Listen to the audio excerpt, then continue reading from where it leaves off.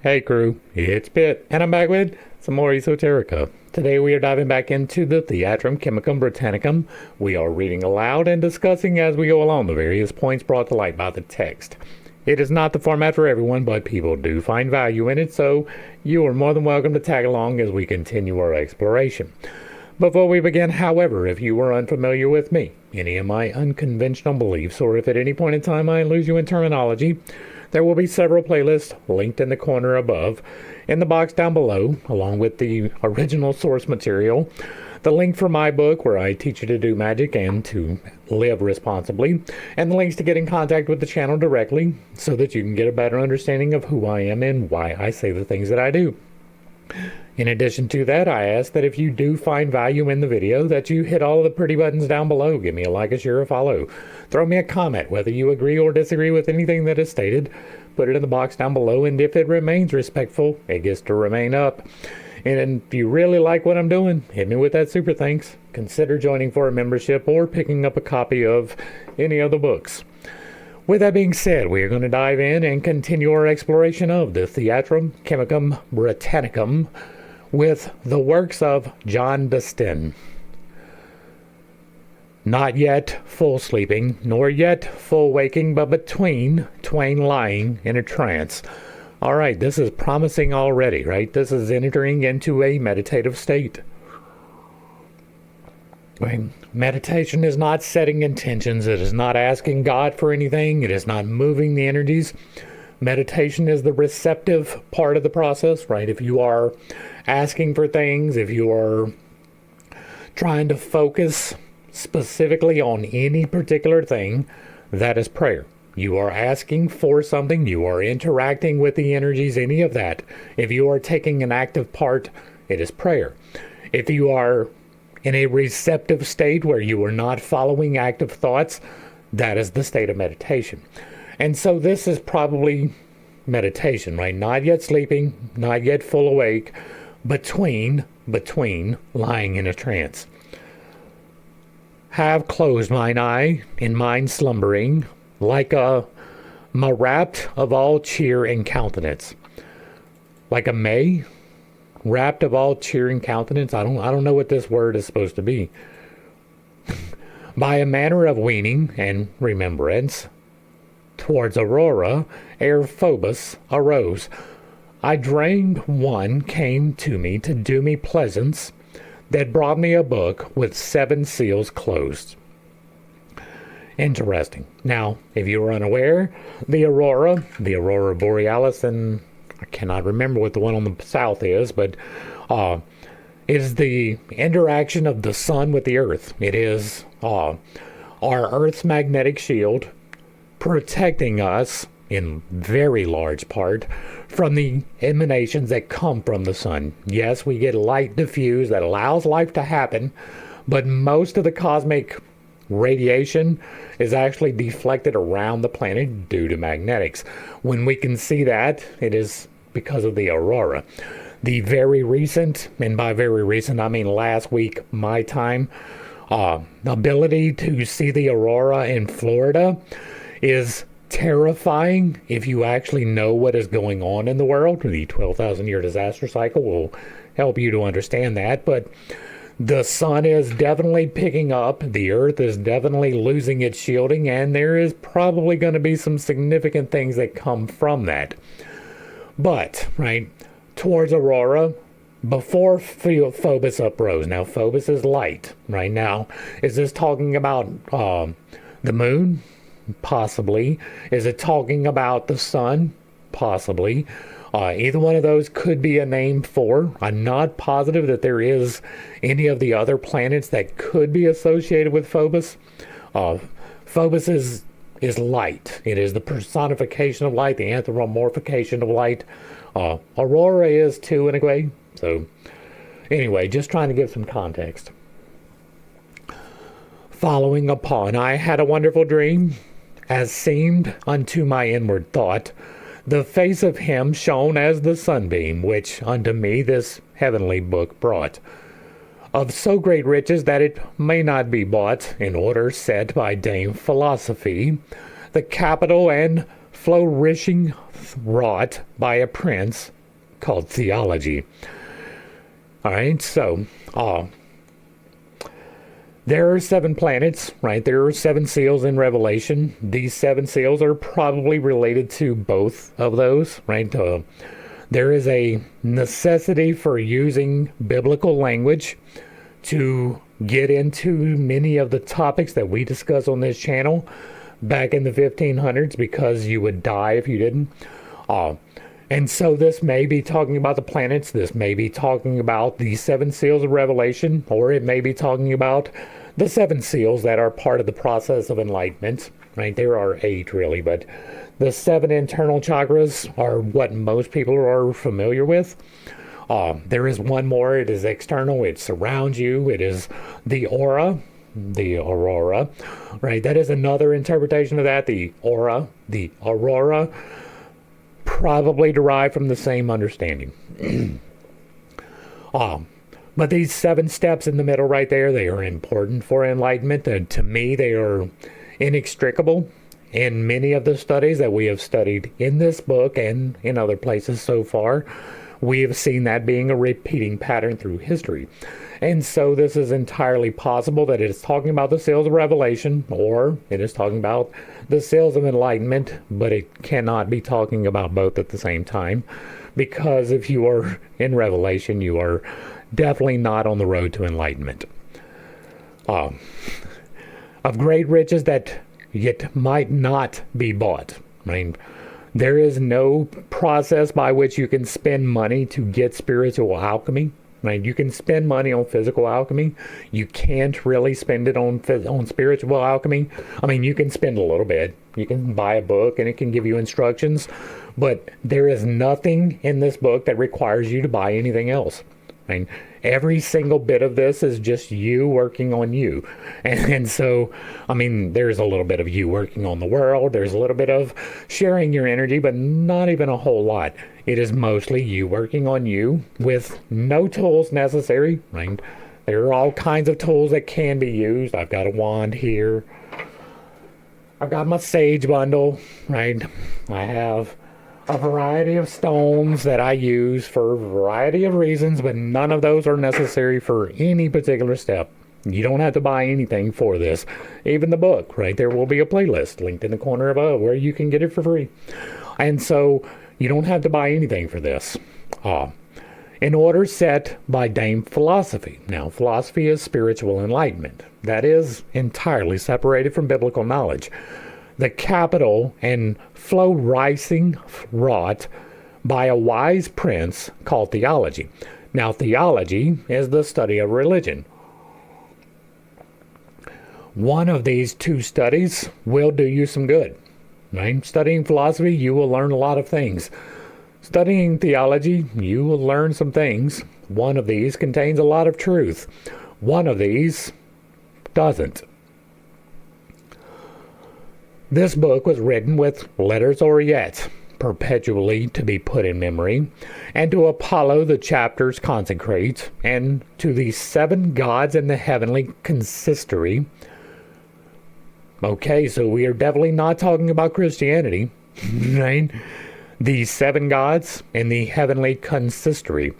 That again is going to make me think of this. And in Mercury's little oratory. Now, Mercury is the soul. It is the part that fills the vessel and makes the decisions. It is the ego. The ego is not evil. And so, this is most probably going to be talking about you as the decider inside of the little oratory, which is where you make those decisions. And in Mercury's little oratory groweth all the fruit in brief, in breeze of this science. Right now, that is all internal work, right? If what I am saying is true, and it may not be, but it appears to be, the 7 gods in the heavenly consistory and in Mercury's little oratory groweth all the fruit in brief of this science, that is going to be self-reflection.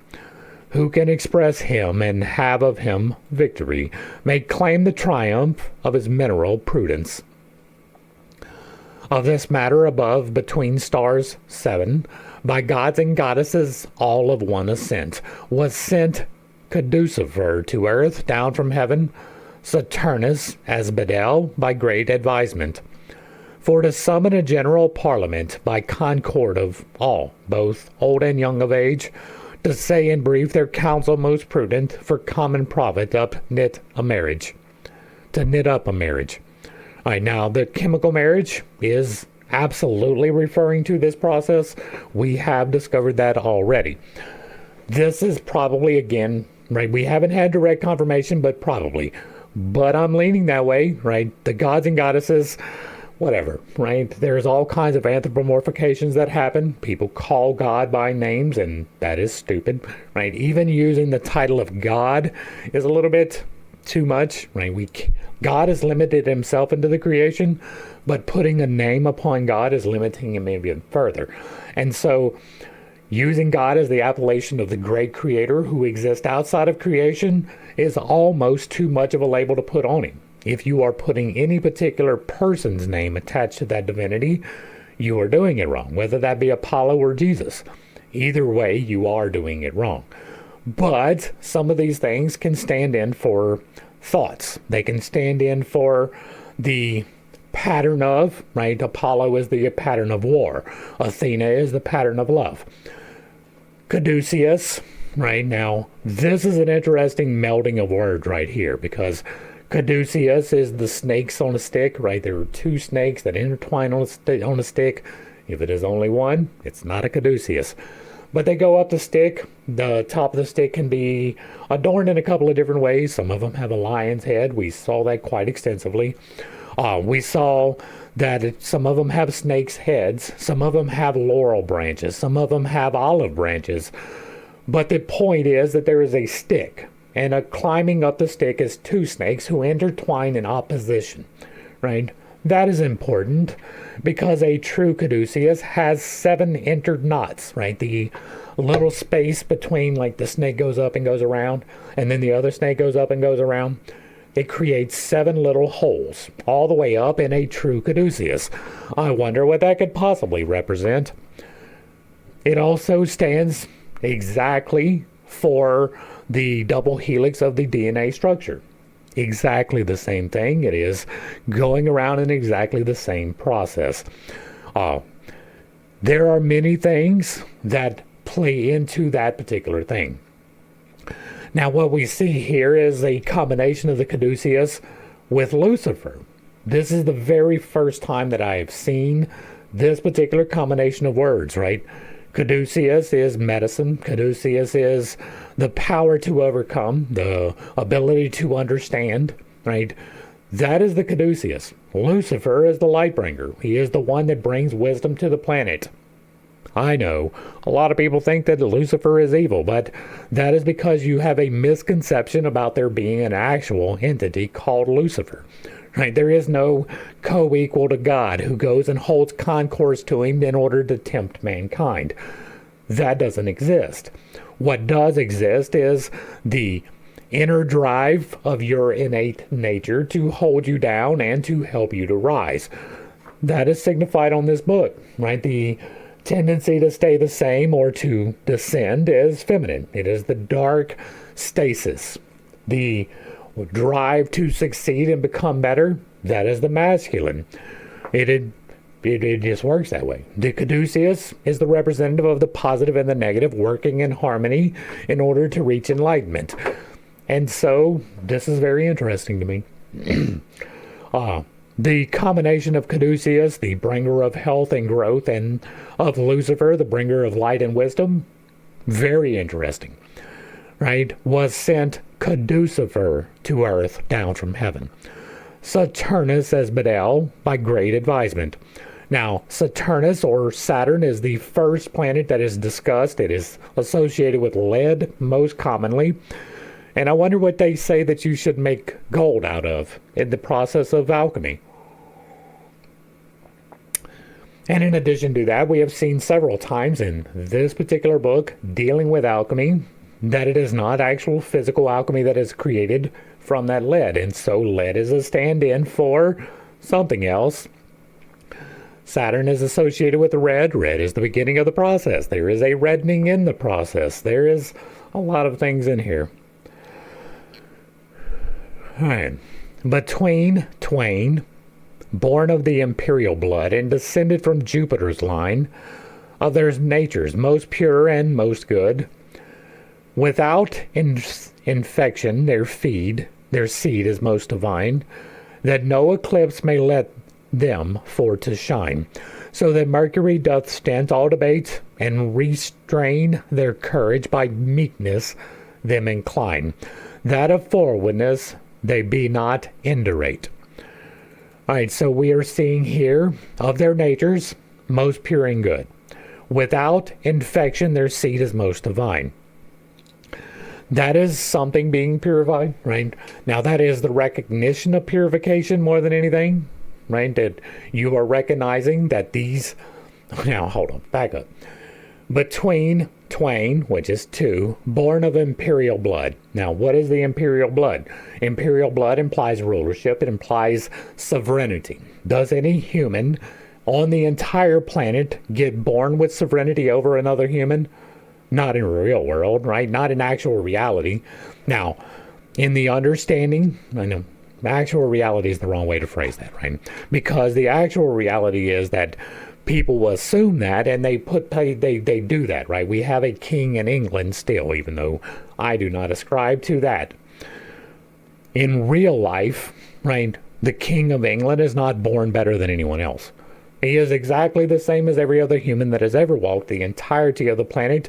Every human is exactly equal. That doesn't mean that they execute their purpose equally, right? There are people who are aligned for the betterment of humankind.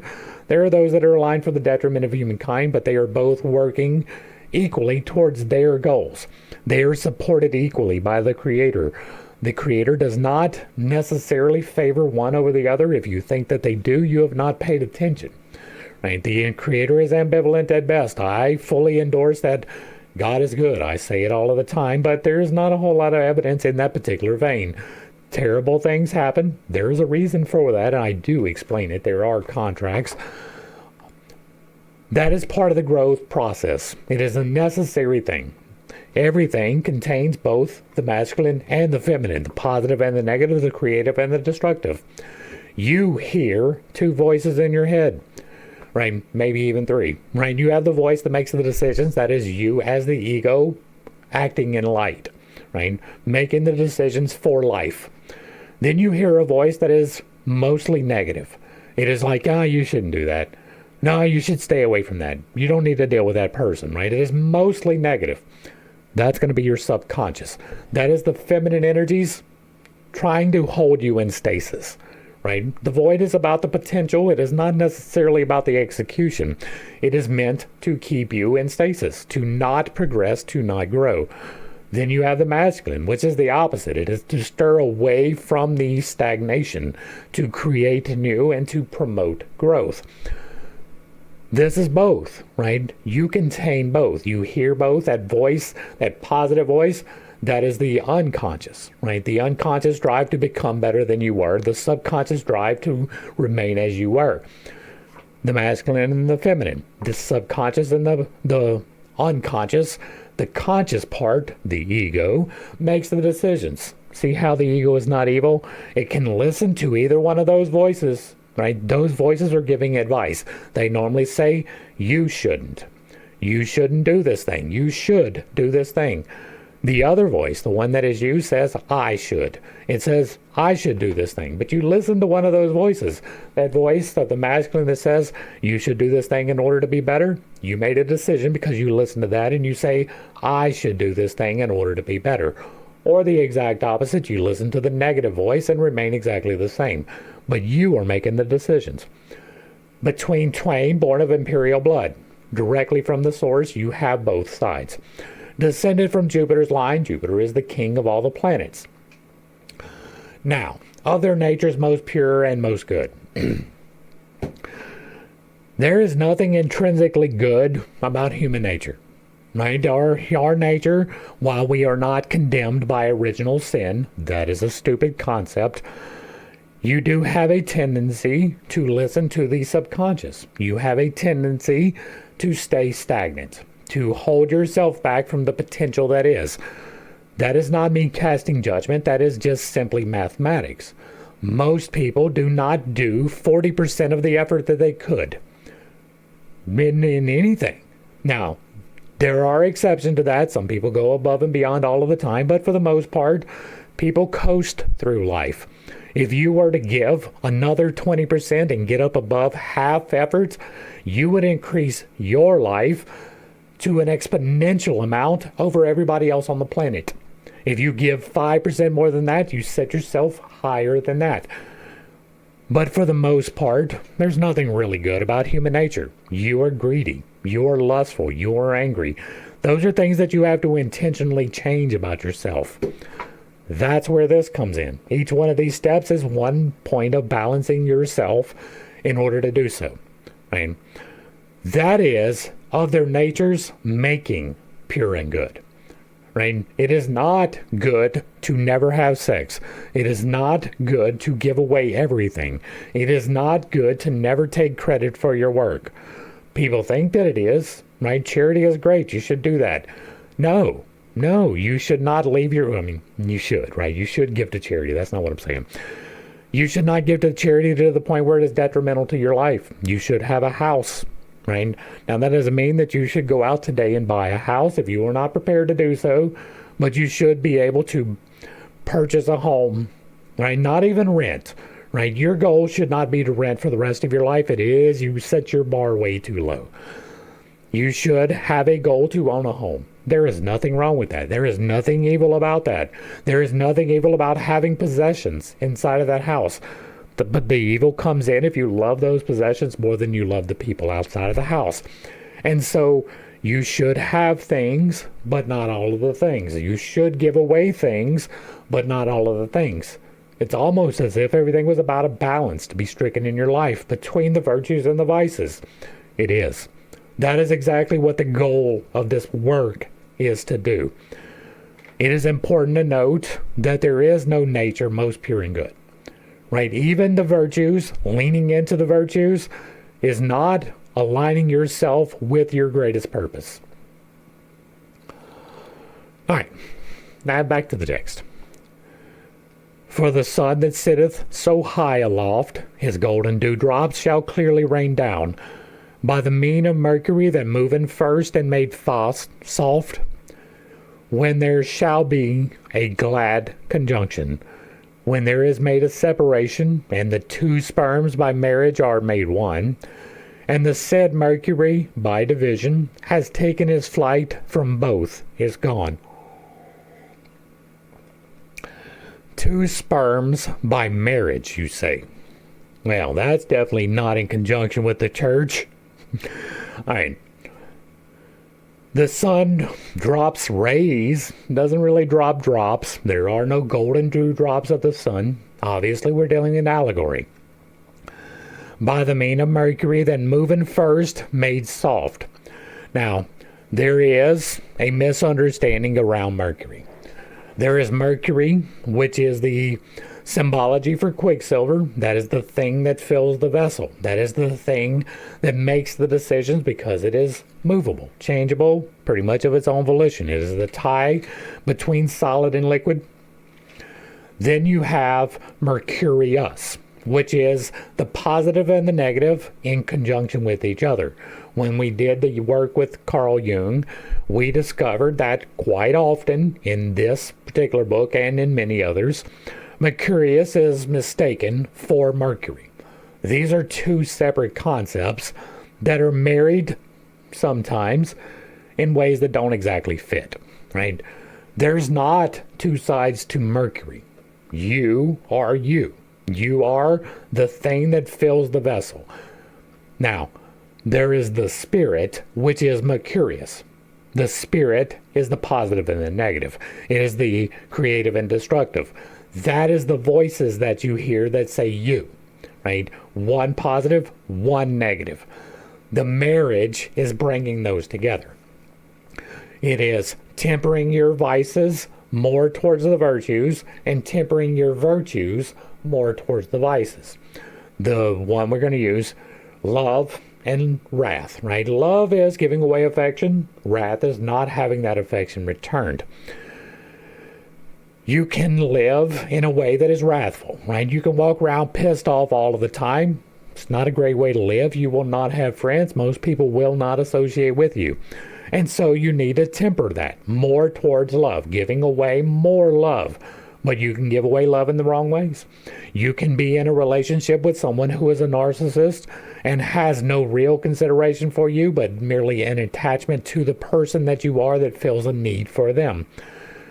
Giving love to a person who does not have care for you is not good.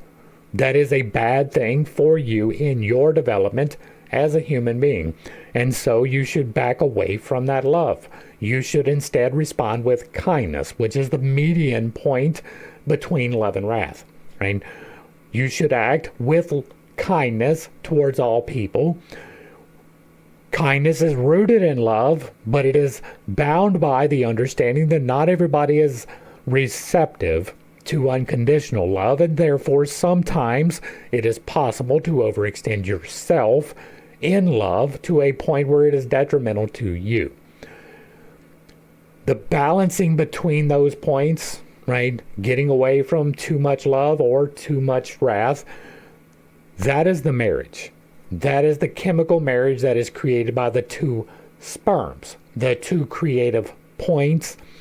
I don't like the terminology that is being used. It would be better if it was a sperm and an egg, because that is the literal way that it is defined. But they probably did not have an understanding of a woman having an egg. She doesn't lay one, right? The understanding of sex creates children was there. The understanding that there is an emission that happens during that creative process that enables the creation of children, that was there. But the understanding of the chemical combination and the spiritual combination that happens at conception, that wasn't there, right? And so two sperms by marriage is simply terminology problem. There shall be a glad conjunction when there is made a separation. That, however, fits perfectly. But it looks like we're about to get into the bad part, right? These be the two Mercuries, chief of philosophers. And this is one of those problems, right? This is where the misattribution comes in. It is not two Mercuries. It is Mercurius, which is a dual-natured. Revived again with the spirit of life, richer than rubies or pearls shut in coffers, washed and baptized in waters vegetative, the body dissevered with heat nutritive. By moderate moisture of putrefaction, so that there is no excess and no strife of the four elements in their conjunction. All right, now, with the exception of two Mercuries, right? There is Mercurius, which is the representative of the masculine and the feminine. The original hermaphroditic androgynous association. It is not physical people, right? It is not the anthropomorphized. It is just the understanding and the name that is attributed to it. It is the positive and the negative energies, right? Revived again with the spirit of life. What is the spirit of life? That is the spirit that lives within you, and you making decisions about that, right? You decide in this process to move energy, right? That is you moving the spirit of life. The spirit of life is both the positive and the negative. It is Mercurius. That is the spirit of life. Richer than rubies or pearls shut in coffers. Washed and baptized in waters vegetative, the body diverse with heat. Right? These are washed and baptized.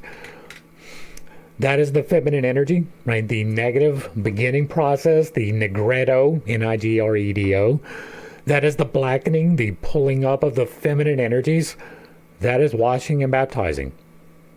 And water's vegetative. What is vegetative? The potential from which things grow. It is the void. This is washed and baptized in the void. This is taking the spirit of life and using it to baptize by moderate moisture of putrefaction. right? We talked about putrefaction in a previous video, but it is the rotting process. That is part of the nigredo process.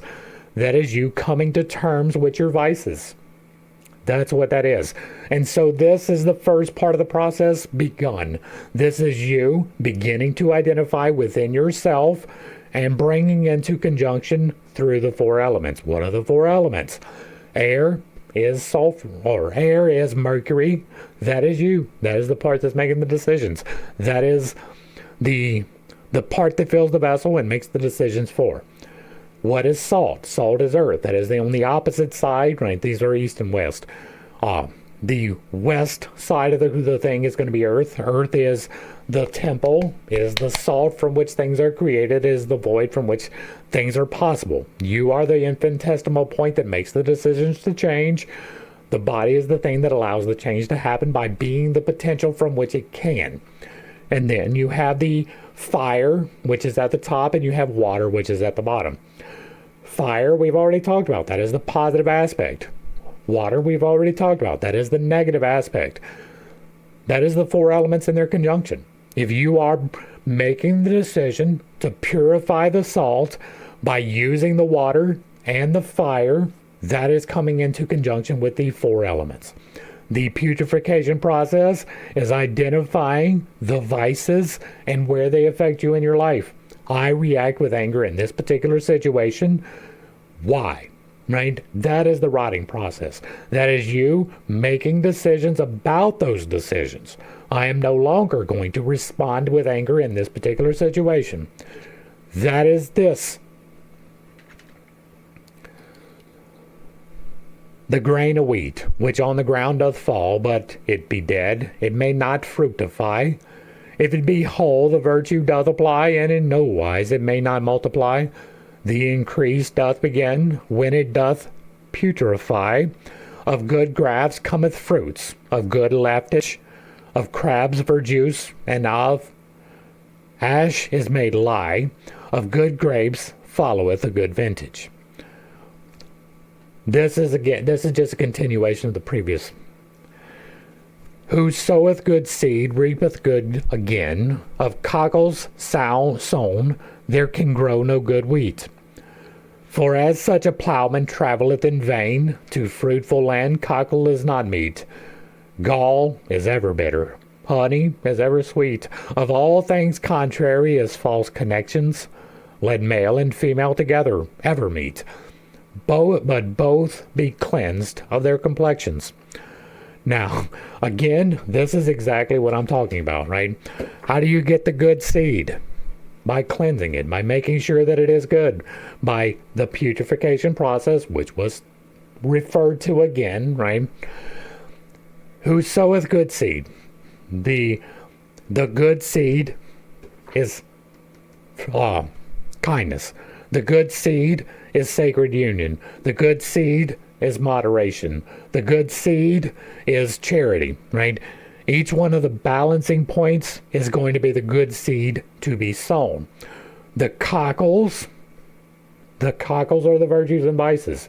The wheat is going to be the balancing points. To a land full of cockle is not meat, gall ever bitter, honey ever sweet. These are contraries, right? Opposite ends put here for contrast.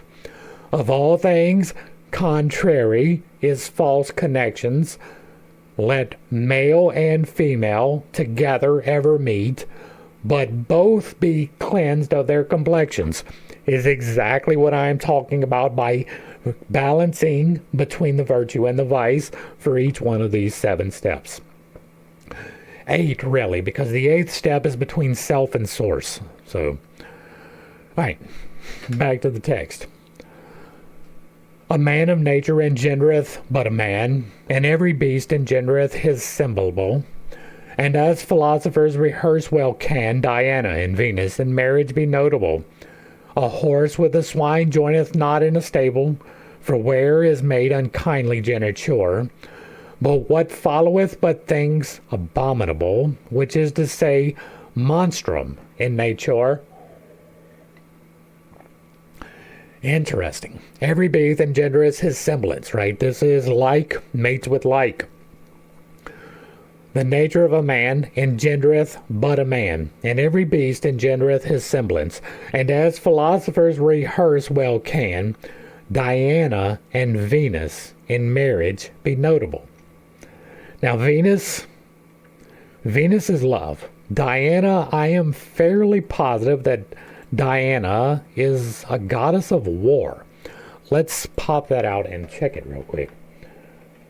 This is already going to be a long video. I'm probably going to have to break it into. Why is that not? I am offline. Well, I guess we're not going to do that. My internet is down. Okay, well, I'm pretty sure that Diana is a goddess of war. I'm not positive, so if I'm not correct, don't hit me with that, right? But if you are bringing together these opposites, love and war, in marriage, through philosophy, it's almost as if that was something said, right?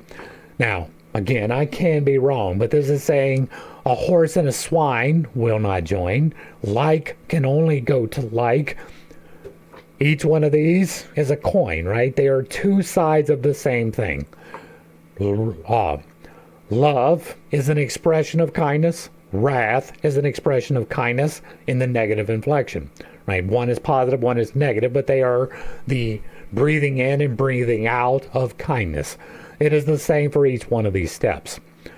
You are not mating together a horse with a swine by bringing together Diana and Venus. That is what this is saying to my understanding. I, again, can be wrong. I don't know why my internet's not working, like the bills paid, so regardless, let's move on.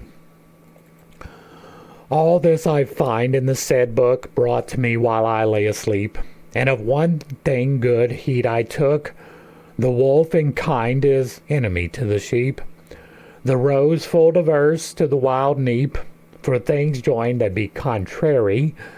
Dame Nature complaining doth sit and weep, for false receipts found in her library.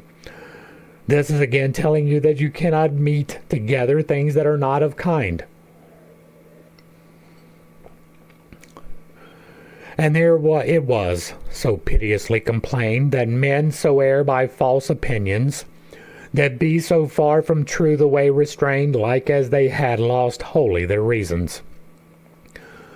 Not considering in their discretions what mischief followed, as is oft seen, by these false froward connections, as doth lepers with folks that been clean. Okay, so this is people who are thinking one thing of themselves and are not acting in accordance with that, right? There, you can see that a lot, right? They had lost wholly by their reasons, not considering their discretions. A very good example of that is the Catholic Church selling permissions, right? I forget what the actual terminology is, but there was a point in time where they would sell you forgiveness, right? You could do whatever you want as long as you paid the church the proper amount. That was one of Martin Luther's major contention points. That was pretty contemporaneous with this. And so this is calling out those who are self-righteous, right? They lean a little bit too far into the virtues, most probably. And that is a prideful thing, right? I am better than you because I only partake of the virtues is pride. Now, you can say the same thing for me. I am better than you because I balance myself. But I don't consider myself better than anyone, right? I have better information in some cases I don't. Some cases people have better information than me. My delivery may seem a little bit prideful, but it's really not. I am working with a spirit of humility, even if it does not seem so. I actually live out the things that I talk about. I actually do the things that I talk about. I actually put it out there. This is talking about people that don't. Back to the text. Notwithstanding, he that is sate so high in heaven, crowned with a crown of brightness clear, born there to reign as chief chosen of seven, equal with Phobos, shown in the same sphere, without difference as clerks to us learn, sate there most royal in his diadem, very celestial and angel-like of cheer, and in all virtue like as he did seem. And in that book I found well by writing, like as the process made mention, how that there once was a mighty rich king, clean of nature and of complexion, void of deformity from head so forth down, for which his beauty as it were is specified, and for his cleans most sovereign of renown, was among planets in heaven stellified. Certain brethren I found he had in number, and one of mother they were born every each one. But a sickness did them sore cumber, and none was whole on his feet to gone. Hoarse of language, clear voice they had none, for with a scab that was contagious, they were infected, whole was there none, forever exiled, because they were leprous. There was a leprous king around this time. The said king rose up in his royal see, seeing this mischief cast his eye down, and of his mercy and fraternal pity, surprised in heart, full of compassion, and began to complain of their infection. Alas, quoth he, how came this adventure? Under what forward or false constellation? Or in what hour had ye your injure?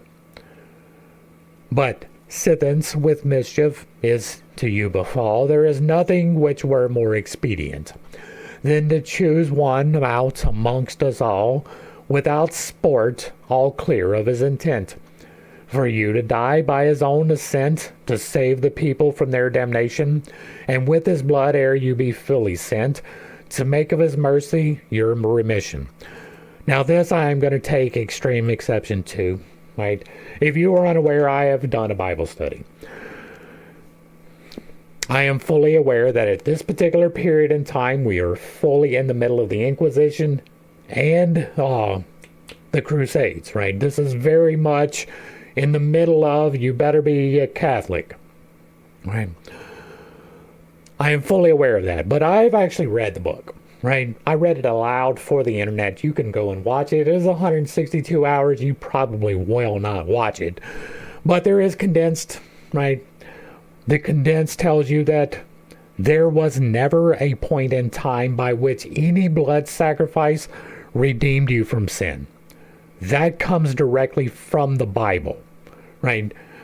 Now, I am fully aware that that is not the understanding that is taken from the Bible, but that is because that despite the best efforts of men, the Word of God does indeed show through. And the best efforts of men was to make you would need a blood sacrifice. That was never a thing. There was never any point in time where you could kill another human and then sacrifice a goat and everything was good, right? That was never a thing. There was never a point in time where you could assault someone else and cut the head off of a chicken and everything was fine. That was never a thing. There was never any point in time where a blood sacrifice gave you remission from sin. That absolutely includes human sacrifice. And if that is confusing to you, I do have resources available right now. The Bible book is not out yet. This book is the conciliation of a lot of my ideas. I have another book that is almost in print. I'm a day or two away from being able to order the book so that I can hold it up like this. But it again is the conciliation of many of these efforts, right? Most particularly the study of Jung for alchemy. The green stone is dealing directly with the Mysterium Conjunctionis, which we did in full. The next book is the conciliation of the Bible study. These 163 videos, 161 of which are me reading the Bible, has been brought together into 43 arguments against the Bible, using the Bible as the means to take it down, right? Using the Bible itself as the source material to contradict the Bible itself. That is what the book is. One of the many things that will be revealed in the book and has been revealed in the Bible study and has been talked about on this channel quite extensively and exhaustively is that there is no salvation by someone else dying on a cross for you. That is not a real thing. back to the text. The which liquor most wholesome is and good against leprous humors and false infections, when from a vein taken is the blood, cleansing each part from all corruptions. The original taken from generations, which is descended down from stock royal, nourished with milk of pure complexion, with menstrues which are not superficial. Now, to me, this is something completely different than the previous paragraph, right?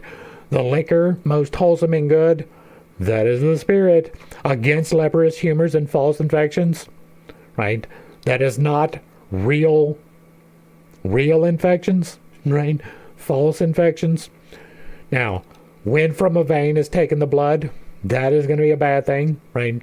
Now, today we have dialysis, right? By which we take blood, we purify it, we reinsert it. That was not necessarily the case then. There was a belief that if you bled somebody, that it would lead to them being cured from things like leprosy, which is dumb. It does not work. It has not ever worked. It will not ever work. You will not be able to bleed somebody and get rid of a disease such as leprosy. It's just not going to happen. That is true for diabetes as well, right? Or heart conditions or whatever else they used to give leeches and bloodletting for. They did not have the technology to clean each part of blood in order to put it back. That was not a thing. There was no intravenous transfusions of blood in this day. And so this is talking about something else being done with the blood, and I am not on board with blood magic in any way, shape, or form whatsoever. It was not redemptive for your soul, and that would have been the only way that it would have been acceptable to use in a magical practice. Now again, the original taken from generations, which is descended from stock royal. This right here makes absolutely zero difference to me. Every single human on the entire planet is born with the exact same qualities. Now, your expression of them and my expression of them are different, but we have all of the same things. We all have the exact same emotions. How we react to them can be different, but we have the same emotions. No person was ever born chosen by God. Not a single one in the entire history of the entirety of the planet. A single person, through dedication and service, may become chosen by God, but that doesn't extend to his children, much less to generations forever. God is not a racist. God does not believe that one race is better than another race. God is an equal opportunity employer. He does not believe that anybody was born royal. Now, that is me casting my projections upon God, right? Anthropomorphizing the understanding of God. But that's kind of what I do. So, but when the brethren of this worthy king heard the language, they fell in full great dread, full sore weeping, and said and complaining that none of them was able to bleed, because their blood was infectious indeed, and of corrupt blood made no sacrifice. Wherefore, alas, there is no way to speed that we can find to help us in any wise.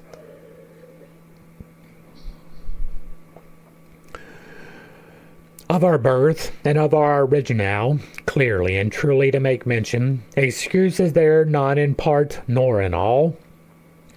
In sin was first our conception, that is a lie.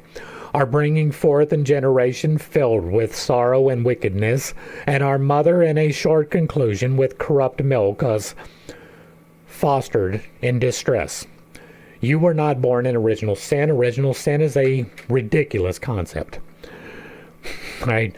There are many contradictions that are contained in the Bible. Again, the Bible study. But here are three from the book of Genesis, right? God created a tree. And this omniscient, all-powerful, all-knowing God who knows everything in creation did not have any idea whatsoever that humans would actually eat from this tree. Right? He said, I will tell you no, and it'll be fine. Contradiction number one. God knows everything, but he did not know that people would eat from the tree. Contradiction number two. God gave no direct command to Eve not to eat from the tree. If she heard it, it was secondary information, and secondary information is unreliable. You cannot be held responsible if you violate something that somebody with no authority tells you. Problem number 2. Problem number 3, and this is the major one. What was the end result from the tree? What was the end result from the tree? The ability to discern good from evil. And so, if you did not know good from evil, unless you ate from the tree, you could not know that it was evil to eat from the tree. Even if you had received the command from God, you could not know that it was not good to not listen to that command if you did not eat from the tree, because you did not have the ability to discern good from evil. Well, that shits on the original sin, right? The original sin was disobedience. Well, there's another original sin, right? The lustful intentions by which we exist is another one that is considered original sin. Everybody is conceived through sex, and therefore they are condemned to hell. Well, if you go back to Genesis, what did God do? He created a helpmeet. Well, what did Adam need help with? He was jealous of the animals because they had a companion with which they could copulate. He didn't need to have deep philosophical conversations with someone. He didn't need help to tend the garden. He didn't need help to name the animals. He needed help to get his rocks off. And so God created him a helpmeet to help him do that. Does that mean that that is the only purpose for women? No. And if you think so, you're a fucking idiot. But that was the primary thing. It was a helpmeet according to Genesis, which is, by the way, very patristic, very much lean towards the masculine, not considering the feminine at all. I am not justifying it. I am saying that what is said in that book is that Eve was created for Adam to get his rocks off. That is the whole point, that she was there. And if you think that God did not know that in the Bible, then you don't know that God is omniscient, right? I mean, he's not, obviously. There's many confusions, right? God is so confused all the way through Genesis. First, he's like, nobody will eat from this tree. I told him not to. Complete confusion. And then he's like, nobody will kill their brother. I told him not to. Complete confusion. Then he's like, oh, what's another good one? I will bless this guy who is completely terrible, right? God is inconsistent all the way through Genesis. He is confused every step along the way. And then you get to Exodus, and you get more examples of it. Right? Here's one that I haven't even said on the channel before. Whenever God sent Moses to bring the Israelites out of Egypt, which probably did not happen, but whenever that happened, right? They leave. They've killed all of these people. I mean, the angel came and killed all of these people. And then they leave and they trek south, right? And then they go south led by this ball of fire that is the presence of God. God himself is leading them as a ball of fire and a pillar of smoke, right? And then he leads them south and they miss their turn. They have to turn around and go back north when they get to Ethiopia, because God got lost. He didn't know where he was leading them. He got lost. He had to turn around and bring them back to the mountain of Baal in order for the Red Sea to be able to be parted. He couldn't do that where they were. He had to bring them back to this one specific spot in front of this one specific mountain that was dedicated to a God that was definitely not the same God. There's all kinds of problems that people do not pay attention to. Original sin. For who may make that seed to be clean, that first was conceived in uncleanness? For cancered rust may never, by no craft show forth perfect brightness. Now, let us all at once our course address and go unto our mother to ask by and by the final cause of our corrupt sickness, that she declare unto us the cause and why. We're going to have to go ahead and call this, right?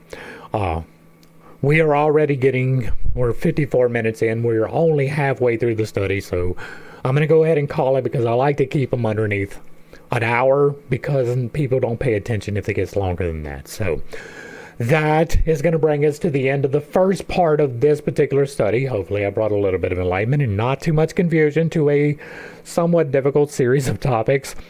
I understand. I hold some unconventional beliefs, and I do have a tendency to step on toes when I relay those.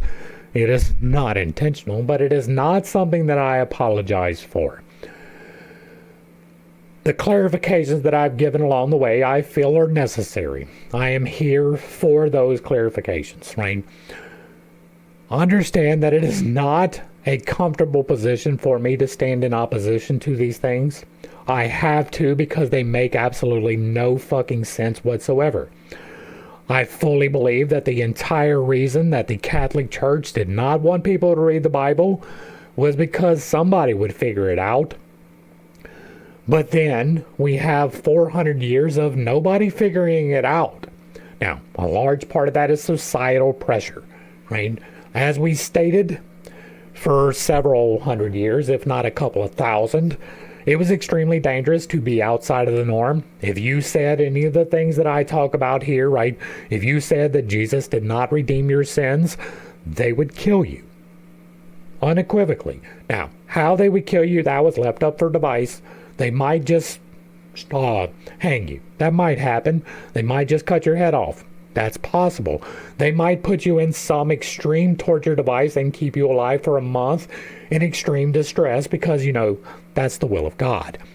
And then so the understandings of greater things was heavily restricted.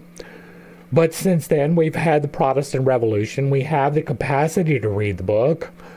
But I am firmly convinced there's only two types of pastors, right? There is the pastors that are too dumb to get it.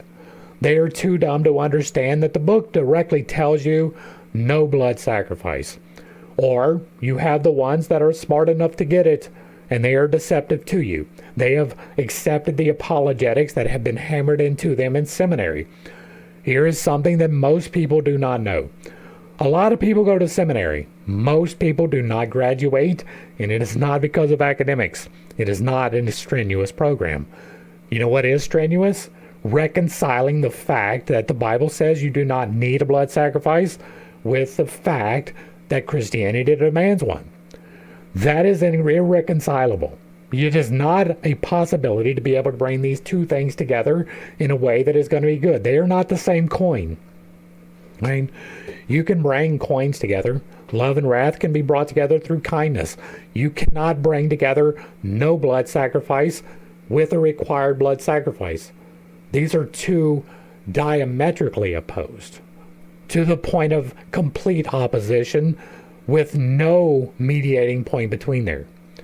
There is no requirement for anything to die for your sins except your sins. The only thing that has ever been required was a contrite heart that turns back to God and seeks his ways. That has always been the only requirement from the very beginning. And so I hold some unconventional beliefs and I do step on toes, but I don't care, right? I don't do it intentionally, but nobody listens if you're nice, right? I can tiptoe around the fact, but the fact is that you're following the wrong religion. Now, that doesn't mean there cannot be value extracted from it. Most Christians, most is a big word. Many Christians, still a big word. Some Christians actually follow the red letters, the things that Christ said. Well, if you follow the words of Christ, there is no blood sacrifice involved whatsoever. And that's where I'm going to leave this. If you like what I'm doing over here, let me know down below. Give me a like, a share, a follow, throw me a comment whether you agree or disagree with anything that was said. Put it in the box, and if it remains respectful, it gets to remain up. If you really like what I'm doing over here, hit me with that super thanks. Consider joining for a membership or picking up a copy of the book or reaching out through any of the links down below. To the crew, thanks for hanging out. I appreciate every single minute that you are here with me, and I am praying for you every single day. Until next time, I love you. God loves you. You are perfect, whole, and complete, just the way that you are. And this has been pittstake. Peace.